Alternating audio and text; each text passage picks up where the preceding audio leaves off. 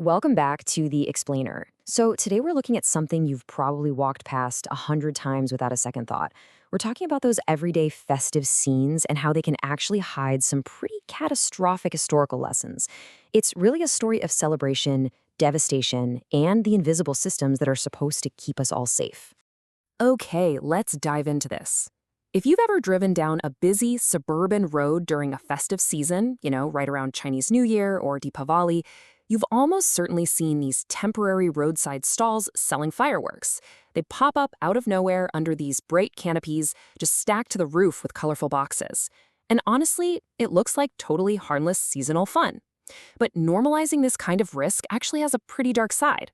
To put things in perspective, just recently, in February 2026, a 31-year-old guy in Sagamat actually lost his right leg when an illegal firework, one known as a thunderbolt, exploded way too early.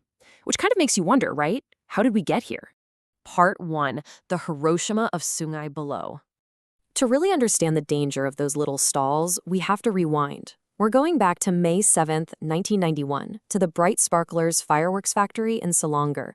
I want to walk you through just how incredibly fast this catastrophe escalated. So picture this. At 3:45 p.m., a factory manager and a chemist from Hong Kong were running an unauthorized test on a brand new firecracker product. And crucially, literally the worst possible setup, this was not in a designated safe zone. During this test, explosive chemicals spill and catch fire. Because highly flammable materials were stored completely improperly right next to this area, the flames spread at just terrifying speed. 10 minutes later, by 3:55 p.m., the fire hits the canteen. And that's where thousands of fireworks were stored. Boom, first major blast. Then, at exactly 4 p.m., the massive final blast tears through the facility. The shockwave, which actually felt up to 4 kilometers away. It was just a tiny, unmonitored error that cascaded into an entirely unstoppable chain reaction. And this brilliantly illustrates just how extreme the devastation was. The local community and the media immediately dubbed it the Hiroshima of Sungai Buloh. And honestly, they were not exaggerating. The blasts were equivalent to 12.5 tons of TNT detonating all at once. It created this massive, frankly terrifying mushroom cloud of smoke that you could literally see from 8 kilometers away. But behind the staggering physics of a blast like that is a very solemn human reality. 26 people died that day. Almost all of the fatalities were just factory workers, people engaged in the everyday production of these fireworks. When that fire rapidly expanded, so many of them were trapped inside the premises. They were completely unable to escape a building that, shockingly, lacked even basic emergency exits. And the collateral damage to the surrounding Kampung Baru Sungai Buloh community was just truly staggering. Beyond those fatalities, 103 people were severely injured. See, the factory was operating illegally on agricultural land, and it was located just 30 feet from residential areas. Let that sink in for a second. 30 feet? Because of that absurd proximity, over 200 homes were damaged. We're talking roofs collapsing and windows shattering miles away. Debris and literally burning chemicals rained down up to 7 kilometers from the epicenter.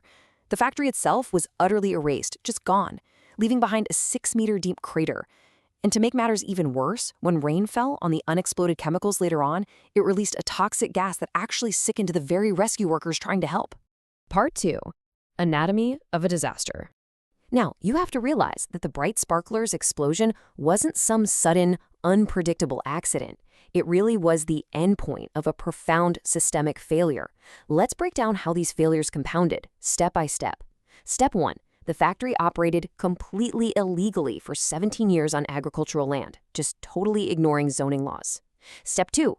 They stockpiled massive amounts of explosives. We're talking 200 tons of brimstone without any proper fire breaks.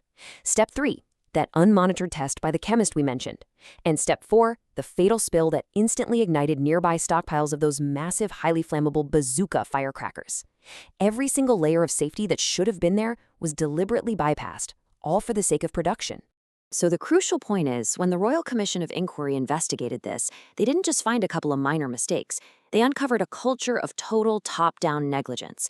Management was routinely employing unskilled, underage workers. Some of these kids were as young as 14. There were absolutely no standard operating procedures for handling dangerous chemicals. Highly volatile substances, things like potassium chlorate and aluminum powder, were being mixed in poorly ventilated rooms, which creates a massive dust explosion risk. On top of all that, no functional sprinklers, no evacuation drills. Basically, profit was prioritized over human life at every single turn. Part 3. The Aftermath and Reforms. As you can imagine, a tragedy of this magnitude absolutely could not be ignored. It forced a total paradigm shift that fundamentally altered the country's entire industrial safety landscape. Think about it like this. Pre-1991, oversight was incredibly fragmented. Safety measures were purely reactive, and laws like the Factories and Machinery Act were just so weakly enforced that illegal operations could easily thrive. But post-1991, governance became completely proactive. Employers were suddenly handed comprehensive, non-negotiable legal duties to assess risks and protect their workers, and unlicensed factories were permanently shut down. The sweeping reforms born from the ashes of Sungai Buloh weren't just little bureaucratic tweaks. They were massive, life-saving victories for public safety. Almost immediately, there was a nationwide closure of all fireworks factories for strict audits. By October 1992, the Fire and Rescue Department had established dedicated hazmat units specifically trained to handle chemical emergencies.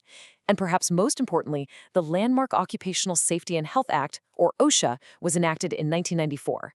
That led directly to the creation of the Department of Occupational Safety and Health, whose whole mandate was to proactively enforce these rigorous new standards.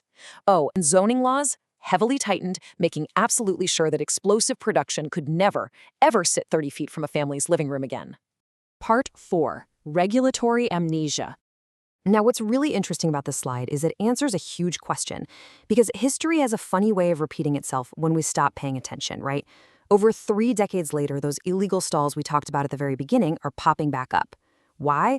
Well, academic research points to a concept called regulatory amnesia. It basically describes a phenomenon where the institutional memory of a past disaster slowly fades over time. Enforcement gets just a little weaker, the rules kind of drift, and society gradually goes right back to normalizing the exact hazards that once caused catastrophic loss of life. We essentially forget the lessons that we paid so dearly for. Sociologists like Barry Turner and Charles Perrow describe these types of events as incubated failures and normal accidents. The main idea here is that complex disasters are almost never out of the blue accidents. Not at all. They incubate over years of complacency and ignored warnings. And eventually, the weakened system becomes so vulnerable that just one small error, like, say, a spilled chemical or a backwards firecracker, inevitably triggers a massive systemic catastrophe. And guys, we have absolute proof that this regulatory amnesia is actively harming people right now. In just the last couple of years, the data is pretty grim. In 2025 alone, 22 people were injured in Kulim by an illegal Kalapa firework and an informal display. That very same year, a 16-year-old in Kelantan lost a finger to a homemade explosive. The year before that, an 80-year-old man died after firecracker smoke triggered a fatal asthma attack. And in 2023, a 40-year-old technician was killed instantly while setting up a professional hotel display. These illegal supply chains and seasonal enforcement lapses, they are still claiming victims today.